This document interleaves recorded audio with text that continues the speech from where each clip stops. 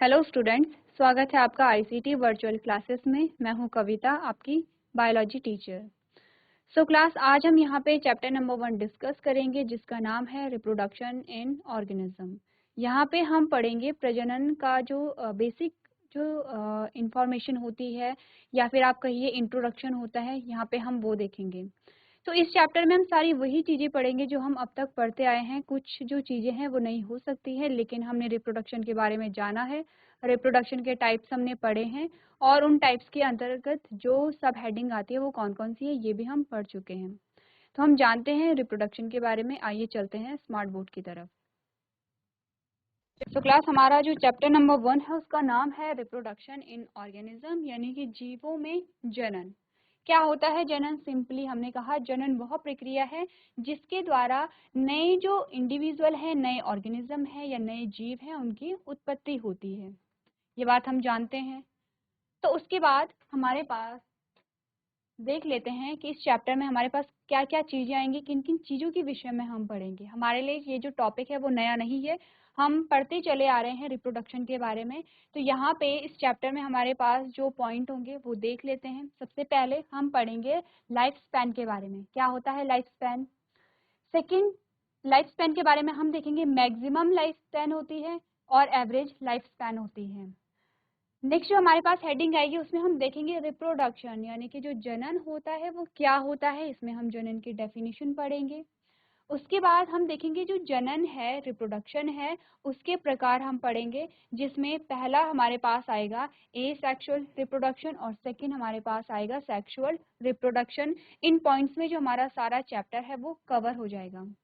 तो जब भी आप कोई चैप्टर स्टार्ट करते हैं तो आपको ये देखना है कि चैप्टर में कौन कौन से जो पॉइंट हैं, आपकी बुक में भी ये पॉइंट्स दिए गए होते हैं, आपने देखना है कौन कौन से जो पॉइंट हैं जिन्हें हमने कवर करना है। तो यहाँ पे अगर हम देखें, हमारा जो सबसे पहला जो पॉइंट आता है वो है लाइफ स्पैन। क्या होता है लाइफ स्पैन? सिंपली हमने कहा लाइफ स्पैन क्या है? कोई भी जो जीव है जब उसका जन्म होता है और जब उसकी मृत्यु होती है, तो जन्म से मृत्यु तक का जो टाइम होता है, क्या कहा हमने कहा किसी भी जीव का जन्म हुआ है, तो ये बीच का जो टाइम है उसमें बहुत सारी फेजेस आई होंगी। ग्रोथ, डेवलपमेंट हुआ होगा, मेच्योरिटी आई होगी। मेच्योरिटी के बाद धीरे धीरे क्या हुआ, एज जब बड़ी है तो वहां पे वृद्धावस्था आई होगी, और एट लास्ट क्या हुआ, यहाँ पे उस जीव की मृत्यु हो गई है। ये जो चीज है वो सारे जीवों पे लागू होती है। जिसका जन्म हुआ है उसकी मृत्यु होती है, ये हमें पता है। लेकिन जन्म से लेकर मृत्यु तक का जो टाइम पीरियड होता है उसे ही हम कह रहे हैं लाइफ स्पैन। इसे हम क्या कह रहे हैं? लाइफ स्पैन कह रहे हैं, या जीवन काल कह रहे हैं। जहां से जीवन शुरू हुआ है और जहां पे जीवन खत्म हुआ है, उसके बीच का जो टाइम पीरियड है, जो समय है, जो काल है, उसे ही हम लाइफ स्पैन कहेंगे या जीवन काल कहेंगे। कोई डिफिकल्ट चीज नहीं है, ये सिंपल सी बात है। तो यहाँ पे हमने क्या पढ़ा? हमने कहा life span is the period from birth to the natural death of an entity. देखिए, अब यहाँ पे क्या है, किसकी बात हो रही है? नेचुरल डेथ की बात हो रही है। तो आपको ये ध्यान रखना है, हमने कहा जीवन काल एक इकाई के जन्म से प्राकृतिक मृत्यु तक की अवधि है। नेक्स्ट हमने कहा the life span of an organism is the theoretical figure indicating the number of years it life, यानी कि एक जीव का जीवन काल सैद्धांतिक आंकड़ा है जो यह दर्शाता है कि ये कितने वर्षों तक जीवित रहता है। ये बात सिंपल है। सेकेंड हमने कहा it can be estimated by the average life span of the entity, यानी कि इसका अंदाजा इकाई के औसत जीवन काल से लगाया जा सकता है। नेक्स्ट हमने कहा it varies between individuals and species based on their types ranging from a few minutes to some days to several years। ये कह रहे हैं कि यह व्यक्तियों और प्रजातियों के बीच उनके प्रकार के आधार पर भिन्न होता है, कुछ मिनटों से लेकर कुछ दिनों से लेकर कई वर्षों तक ये होता है। देखिए, सिंपली आपको लाइफ स्पैन में क्या याद रखना है? हमने कहा कि जो जीवन काल है, जो लाइफ स्पैन है, वो जन्म से लेकर मृत्यु तक का एक टाइम है, उसे हम क्या कहते हैं? लाइफ स्पैन कहते हैं। अब जो लाइफ स्पैन होता है वो अलग अलग जो जीव होते हैं, अलग अलग ऑर्गेनिज्म होते हैं, उनका अलग अलग होता है। हम बात करें अपनी, हमने कहा मनुष्य का जो लाइफ स्पैन है वो कितना होता है, वो अलग होगा। हमने कहा एक काव है, एक गाय है, उसका लाइफ स्पैन कितना होगा, वो अलग होता है। हमने कहा कि यहाँ पे जो छोटा सा कोई भी जो फ्लाई है, जो हाउस फ्लाई है, उसका जो जीवन काल है वो अलग होता है। तो यही आपको बताया गया है, अलग अलग जो जीव होते हैं, अलग अलग जो जातियां होती हैं, उनका जो लाइफ स्पैन होता है, जो जीवन काल होता है, वो अलग अलग होता है। जैसे कि आपने देखा होगा कोई जो पेड़ है या कोई जो पौधा है, वो या हो सकता है कुछ महीने, या हो सकता है कुछ हफ्ते, जो अगर हम छोटे से पौधे की बात करें तो क्या है, यहाँ पे अलग अलग अवधि है, अलग अलग जीवों की, अलग अलग प्रजातियों की। ये बात सिंपल है। अब यहाँ पे दो चीजें आपने देखी होंगी, आपने देखा होगा average life span, average life span देखा, और दूसरी चीज हमारे पास आती है मैक्सिमम लाइफ स्पैन। अभी तक हमने क्या चीज की है, हमने सिर्फ ये पढ़ा है कि लाइफ स्पैन क्या होता है, ये आपको पता है। अब हमने कहा कि दो प्रकार की चीजें आती हैं लाइफ स्पैन में, एक तो होता है मैक्सिमम लाइफ स्पैन और एक होता है एवरेज लाइफ स्पैन। तो मैक्सिमम लाइफ स्पैन से क्या मतलब है, हमने कहा हम किसी भी प्रजाति की बात कर रहे हैं, कोई स्पीशीज है हम उसकी बात कर रहे हैं, तो उस स्पीशीज में, उस जाति में वो जो जीव है जो सबसे अधिक वर्षों तक जीवित रहा है, वो जो वर्ष हैं, वो जो लाइफ स्पैन है, वो उस स्पीशीज के जीवों की मैक्सिमम लाइफ स्पैन होती है। सिंपली हम क्या कह रहे हैं, हमने कहा मनुष्य की जो प्रजाति है, तो यहाँ पे क्या होता होगा, जो मनुष्य सबसे ज्यादा यहाँ पे जीवित रहा है। फॉर एग्जाम्पल, हम एग्जाम्पल के तौर पे ले लेते हैं, कोई एक मनुष्य है और वो 130 वर्षों तक जीवित रहा है। तो ये क्या है, जो मनुष्य जाति है उसका मैक्सिमम लाइफ स्पैन हो गया है, क्योंकि हम क्या कह रहे हैं, स्पीशीज में कोई एक ऐसा ऑर्गेनिज्म होता ही है जो सबसे अधिक वर्षों तक जीवित रहता है। ऐसा भी होता होगा कोई बहुत कम वर्षों तक जीवित रहता है, लेकिन हम कम वर्षों वाले को क्यों नहीं पढ़ रहे, क्योंकि कम, जो सबसे कम वर्षों तक जीवित रहता है, उसकी जो डेथ है वो हो सकता है वो नेचुरल ना हो। तो यहाँ पे क्या हुआ, हमने कहा कि वो जो स्पीशीज, उसमें कोई एक ऑर्गेनिज्म जो कि सबसे अधिक वर्षों तक जीवित रहा है, उसे हम मैक्सिमम लाइफ स्पैन कहते हैं। तो मैक्सिमम लाइफ स्पैन क्या होगा, जैसे हमने मनुष्य का एग्जांपल ले लिया है, मनुष्य में जो जो भी मनुष्य सबसे अधिक वर्षों तक जीवित रहेगा, उसे हम कहेंगे मैक्सिमम लाइफ स्पैन।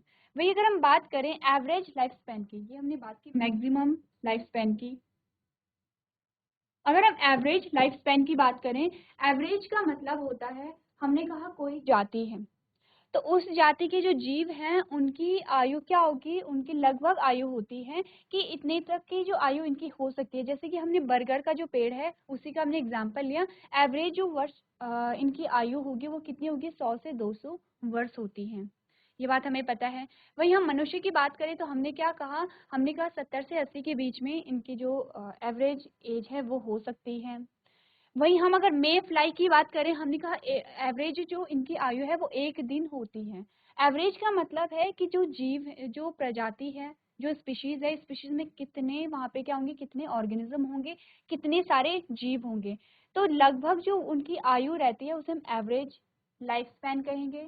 और उन जीवों में से वो जीव जो सबसे अधिक जिया है उसे हम कहेंगे मैक्सिमम लाइफ स्पैन। दोनों शब्दों में आपको जो अंतर है वो पता होना चाहिए। तो सबसे पहले हमने पढ़ा है लाइफ स्पैन के बारे में, हमने कहा मैक्सिमम लाइफ स्पैन होती है, एवरेज लाइफ स्पैन यहाँ पे होती है। अब जो सेकंड हमारी हेडिंग आती है वो हमने पढ़ा है यहाँ पे डेथ के बारे में। देखिए, जब हम लाइफ स्पैन की बात कर रहे थे तो ये क्या एक टाइम को बता रहा था, एक काल को बता रहा था। अगर हमने डेथ के बारे में बात करते तो अभी हमने क्या कहा, हमने कहा कोई भी जो जीव है जिसका जन्म होता है उसकी मृत्यु भी होती है। अब मृत्यु दो प्रकार की होती है, एक तो होता है नेचुरल और एक होता है कि किन्हीं कारणों के द्वारा मृत्यु हो गई है।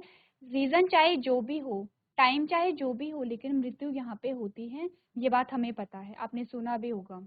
लेकिन आपके एनसीईआरटी में क्या कहा गया है कि जो डेथ होती है वो किनकी होती है, जो मल्टी सेलुलर ऑर्गेनिज्म होते हैं। अगर हम बात करें यूनिसेलुलर ऑर्गेनिज्म की, हमने कहा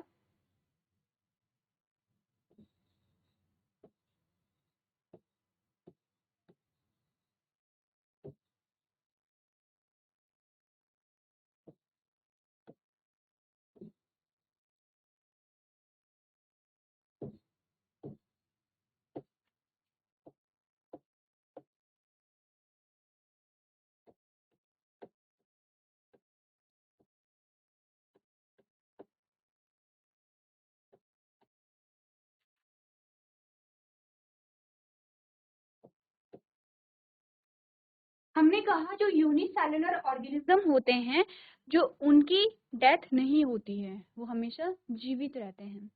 किस प्रकार से जीवित रहते हैं? यूनिसेलुलर कहिए या सिंगल सेल ऑर्गेनिज्म कहिए, यानी कि जिसकी बॉडी का निर्माण एक ही कोशिका से हुआ है, उसे हम यूनिसेलुलर कहेंगे या सिंगल सेल ऑर्गेनिज्म कहेंगे। सबसे पहले आपको ये पता होना चाहिए एक कोशिकीय क्या होता है, बहुकोशिकीय क्या होता है। हम 8th 9th से पढ़ते चले आ रहे हैं एक कोशिकीय जीवों के बारे में, बहुकोशिकीय जीवों के बारे में। हमने कहा जिनकी बॉडी का जो निर्माण है वो एक कोशिका से हुआ है, उसे हम एक कोशिकीय कहेंगे, और जिनकी बॉडी, जिनके शरीर का निर्माण बहुत सारी कोशिकाओं से हुआ है, उसे हम बहुकोशिकीय कहेंगे। तो जब बात आती है मृत्यु की, डेथ की, तो हमने कहा जो यूनिसेलुलर ऑर्गेनिज्म होते हैं उनकी मृत्यु नहीं होती है। किस प्रकार से? फॉर एग्जाम्पल यहाँ पे कोई यूनिसेलुलर ऑर्गेनिज्म है।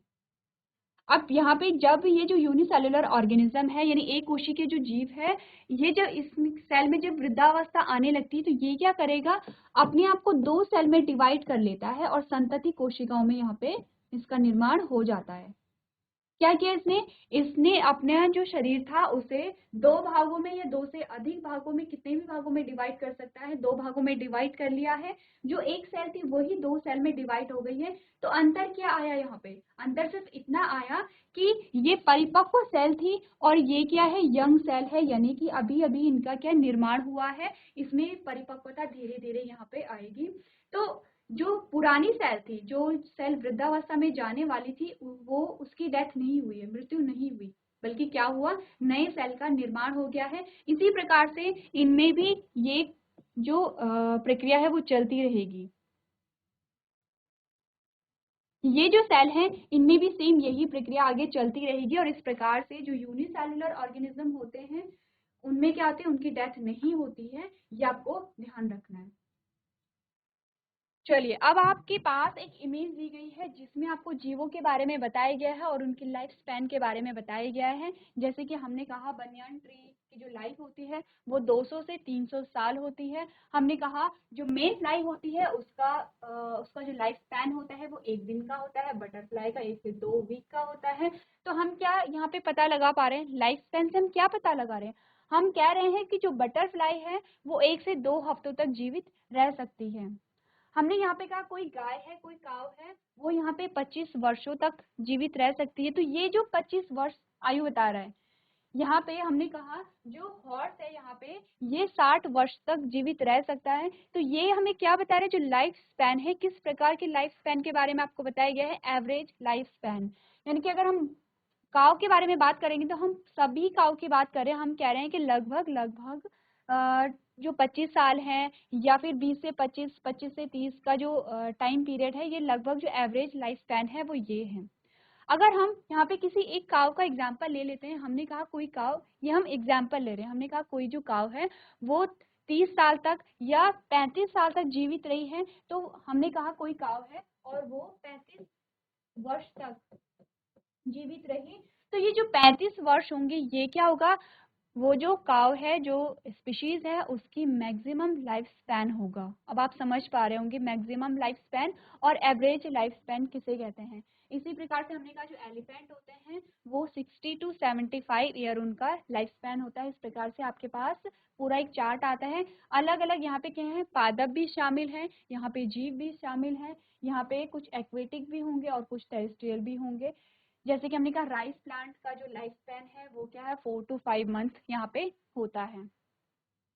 इस प्रकार से आपने क्या करना है, जितनी भी इमेजेस आपकी बुक में दी गई हैं, जितनी भी जीवों का लाइफ स्पैन आपको बताया गया है, आपको ये सारे लर्न होने चाहिए, क्योंकि आपके पास आ सकता है जो एक एक नंबर के क्वेश्चन आते हैं उसमें आपसे पूछा जा सकता है कि जो बनियान ट्री है या फिर जो रोज है उसका लाइफ स्पैन कितना है यहाँ पे। तो इस प्रकार से आपने क्या करना है, सारे जो एनिमल हैं उनके लाइफ स्पैन को आपने याद रखना है।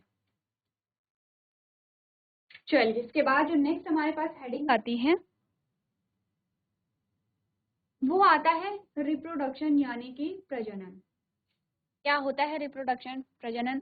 हमने कहा सिंपली जो प्रजनन है, प्रजनन एक ऐसी प्रक्रिया है जिसके अंतर्गत कोई भी जो जीव है वो अपने ही समान नई संतति को उत्पन्न करता है, उसे हम कहते हैं प्रजनन या फिर रिप्रोडक्शन।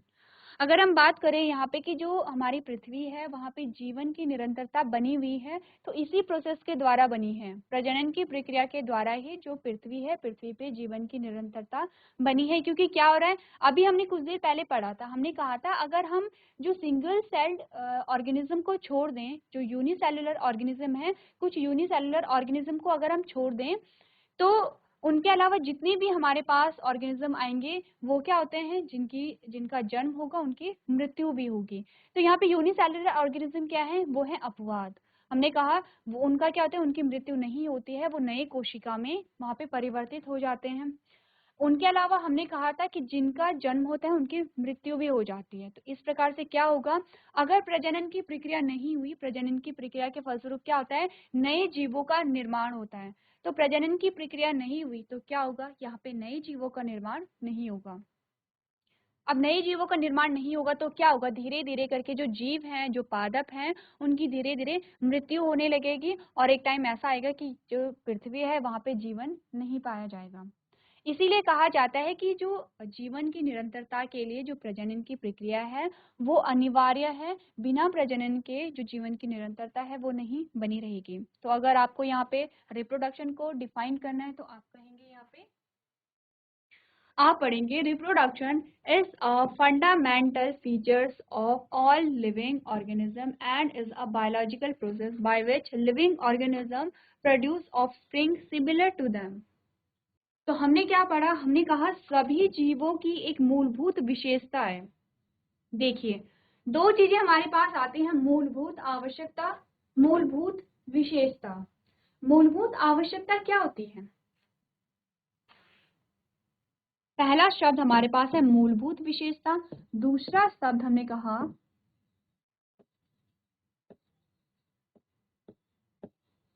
मूलभूत आवश्यकता।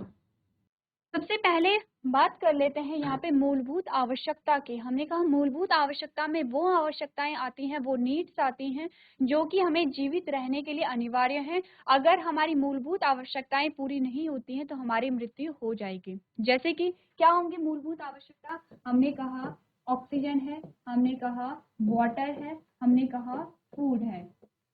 देखिए, तीन हमारी मूलभूत आवश्यकताएं होंगी, तीनों में से हमें एक भी चीज अगर नहीं मिली तो हमारी मृत्यु यहाँ पे निश्चित है।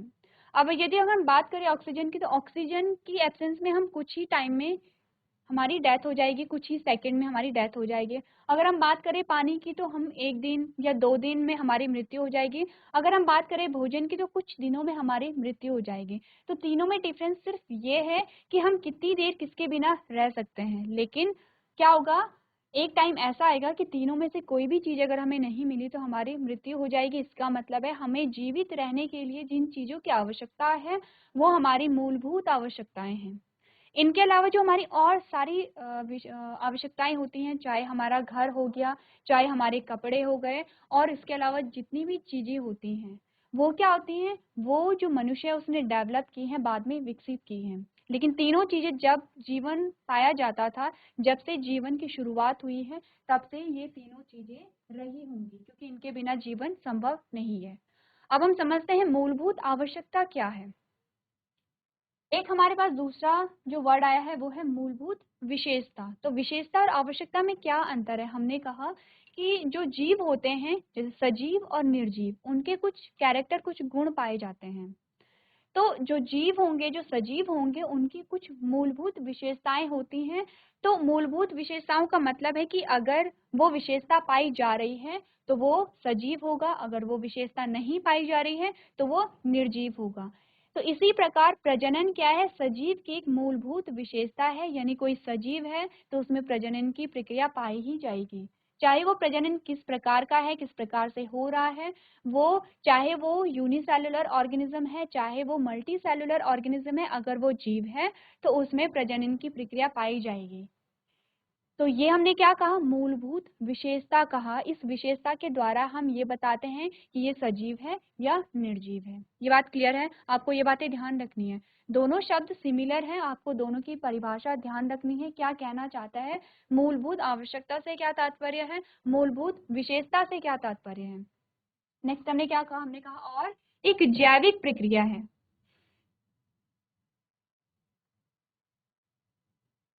किसकी बात कर रहे हैं? प्रजनन की बात कर रहे हैं। हमने कहा सभी जीवित जीवों की एक मूलभूत विशेषता और एक जैविक प्रक्रिया है क्या? प्रजनन। अब जैविक प्रक्रिया से क्या मतलब है? देखिए आप समझते हैं, जैविक से मतलब है यहाँ पे जीवन से रिलेटेड बात होगी। जहाँ पे जैविक आ गया है, जहाँ पे बायो आ गया है, इसका मतलब है कि जीवन की बात हो रही है, लाइफ की बात हो रही है। जैविक प्रक्रिया से मतलब है कि इस प्रक्रिया में, इस प्रोसेस में जो लिविंग ऑर्गेनिज्म है, जो जीवित प्राणी है, जो जीवित पादप है, वो शामिल होते हैं। ये बात क्लियर है? नेक्स्ट हमने कहा जिसके द्वारा जीवित जीव अपने समान संतान पैदा करते हैं। तो क्या है प्रजनन? हमने कहा प्रजनन ऐसी एक प्रक्रिया है जो कि किसी भी जीव की मूलभूत विशेषता है।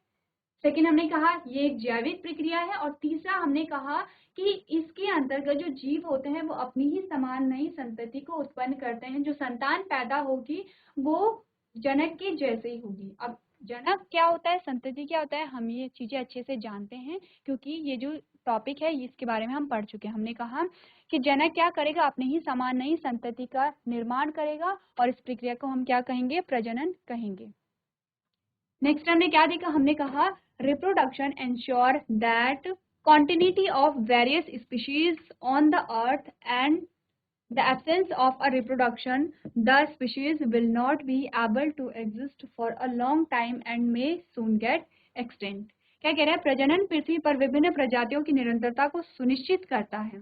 जितनी भी प्रजातियां यहाँ पृथ्वी पर होंगी, चाहे वो प्लांट है चाहे वो एनिमल है, उनकी निरंतरता को कौन बना के रख रहा है? प्रजनन की प्रक्रिया बना के रख रही है। और प्रजनन की अनुपस्थिति में प्रजातियां लंबे समय तक अस्तित्व में नहीं रह पाएंगी और जल्द ही विलुप्त हो जाएंगी। देखिए सिंपल सी बात है, हमने कहा अगर मृत्यु होनी निश्चित है, अगर जो भी जीव हैं अगर उनकी मृत्यु निश्चित है, तो उन जीवों की निरंतरता को बनाए रखने के लिए क्या होगा कि हम यहाँ पे जो नए जीव हैं उनका प्रोडक्शन करें, उनका उत्पादन करें। अगर नए जीव नहीं आएंगे तो क्या होगा? जो प्रजाति है वो विलुप्त हो जाएगी, यानी कि समाप्त हो जाएगी। इस प्रकार से हमने क्या जाना? हमने कहा कि जीवन के लिए क्या है? रिप्रोडक्शन बहुत इंपॉर्टेंट है। ये तो बात की हमने रिप्रोडक्शन की।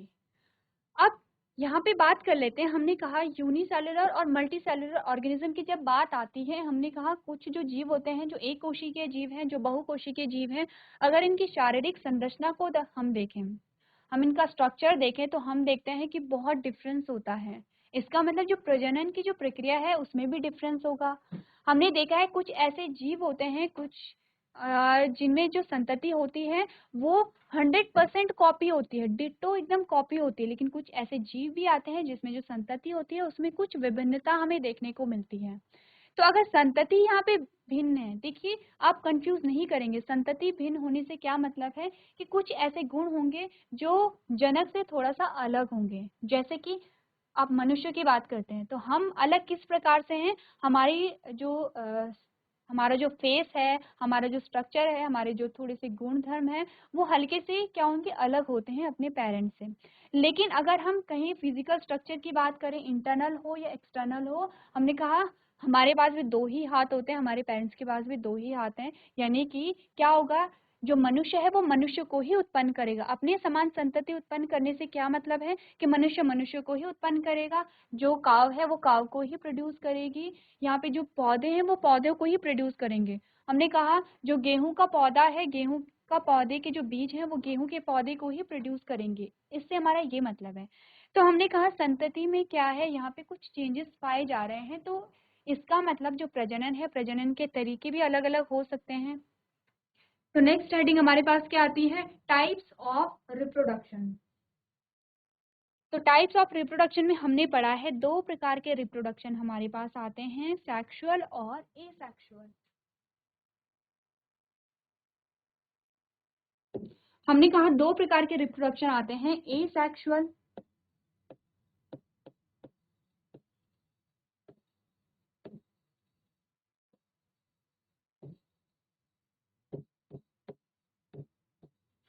और सेक्सुअल रिप्रोडक्शन।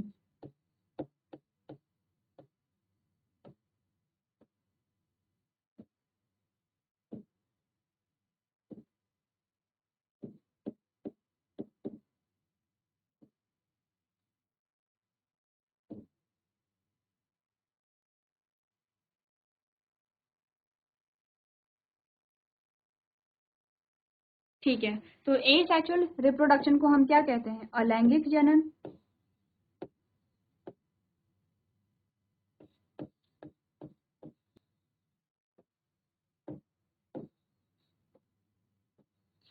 और सेक्सुअल रिप्रोडक्शन को हम कहते हैं लैंगिक जनन।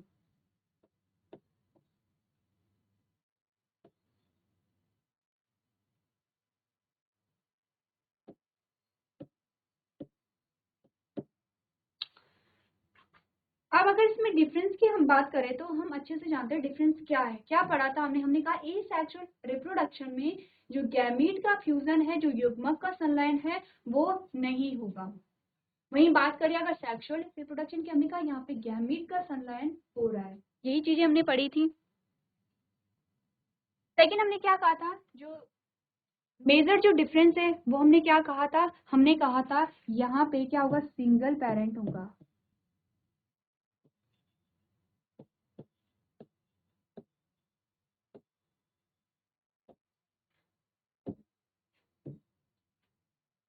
और यहाँ पे क्या होंगे? 2 पेरेंट्स होते हैं,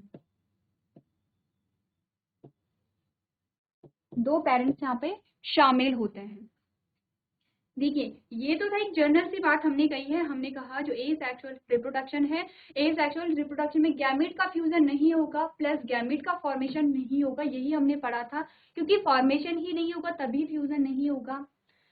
लेकिन यहाँ पे क्या होता है? अपवाद आ जाते हैं, एक एक्सेप्शन आ जाते हैं। कुछ जगह ऐसा होता है एसेक्सुअल रिप्रोडक्शन ही होता है, गैमीट का फॉर्मेशन होगा। गैमीट से क्या मतलब है? हमने क्या कहा था कि युग्मक वहाँ पे बनते हैं, मेल से मेल गैमीट बनेगा, फीमेल से फीमेल गैमीट बनेगा। जब मेल और फीमेल गैमीट का फ्यूजन होगा उसे ही हम क्या कह रहे हैं? गैमीट का फ्यूजन होना कह रहे हैं। तो यहाँ पे एसेक्सुअल रिप्रोडक्शन में क्या होता है, अलैंगिक जनन में, कि कभी कभी यहाँ पे जो गैमीट है उनका फॉर्मेशन होता है लेकिन उन गैमीट का फ्यूजन नहीं होता है। तो क्या होगा? एसेक्सुअल रिप्रोडक्शन के अंतर्गत आ गया है। वहीं हमने बात की सेक्सुअल रिप्रोडक्शन में, हमने कहा 2 पेरेंट्स होते हैं, 2 जनकों की आवश्यकता होती है और 2 जनकों में क्या होगा? एक मेल होगा और एक फीमेल होगा। लेकिन कभी कभी कुछ एक्सेप्शन, कुछ अपवाद ऐसे आते हैं जिनमें हम देखते हैं कि यहाँ पे एक ही पेरेंट शामिल है और एक ही पेरेंट यहाँ पे सेक्सुअल रिप्रोडक्शन कर रहा है। तो सेक्सुअल रिप्रोडक्शन का सिंपल सा मतलब क्या है? गैमीट का फ्यूजन हो रहा है। इसका मतलब क्या होगा कि यहाँ पे किस जब एक ही पेरेंट में अगर सेक्सुअल रिप्रोडक्शन पाया जा रहा है तो इसका मतलब वो पेरेंट क्या होगा? बाइसेक्सुअल होगा। अब बाइसेक्सुअल और यूनिसेक्सुअल हमें पता है। यूनिसेक्सुअल यानी कि जिसमें सिर्फ एक ही जो रिप्रोडक्टिव सिस्टम है एक ही प्रकार का पाया जाता है, या तो मेल या तो फीमेल। बाइसेक्सुअल क्या होगा? कि जिनमें दोनों ही रिप्रोडक्टिव ऑर्गन पाए जाते हैं, मेल रिप्रोडक्टिव ऑर्गन और फीमेल रिप्रोडक्टिव ऑर्गन दोनों ही पाए जाते हैं, उसे हम बाइसेक्सुअल कहते हैं। तो क्या होगा? उसमें एक ही जीव शामिल है और एक ही जीव में क्या होगा? सेक्सुअल रिप्रोडक्शन पाया जा रहा है। अपवाद यहाँ पे आ जाता है। ये आपको याद रखना है, हम अपवादों की बात करें। एसेक्सुअल रिप्रोडक्शन में अगर गैमीट का फॉर्मेशन हो रहा है वो एक अपवाद है। सेक्सुअल रिप्रोडक्शन अगर एक ही जनक वहां पे शामिल है तो वो भी अपवाद है। तो इस प्रकार से हमने क्या किया? 2 प्रकार के जो रिप्रोडक्शन है वो हमारे पास आते हैं और इन्हीं को हमने डिटेल में देखने हैं। हम अब क्या करेंगे? जो एसेक्सुअल रिप्रोडक्शन होता है, अलग अलग प्रकार देखेंगे कि किन किन जीवों में किस प्रकार से क्या होता है? अलैंगिक जनन पाया जाता है। तो क्लास, आज हमने जाना है रिप्रोडक्शन के बारे में और टाइप्स ऑफ रिप्रोडक्शन के बारे में। तो जो हमारा नेक्स्ट लेक्चर होगा, हमने यहाँ पे कुछ अपवाद की बात की है, तो हम अपवादों के बारे में जानेंगे। जो लैंगिक जनन है उसमें कौन कौन से अपवाद आते हैं और अलैंगिक जनन में कौन कौन से अपवाद आते हैं। आपको क्या करना है? जो भी आपको पढ़ाया जाता है वो आपको रिवाइज करना है। तो आज के सेशन में हम इतना ही करेंगे। अभी तक क्लास में बने रहने के लिए आपका धन्यवाद।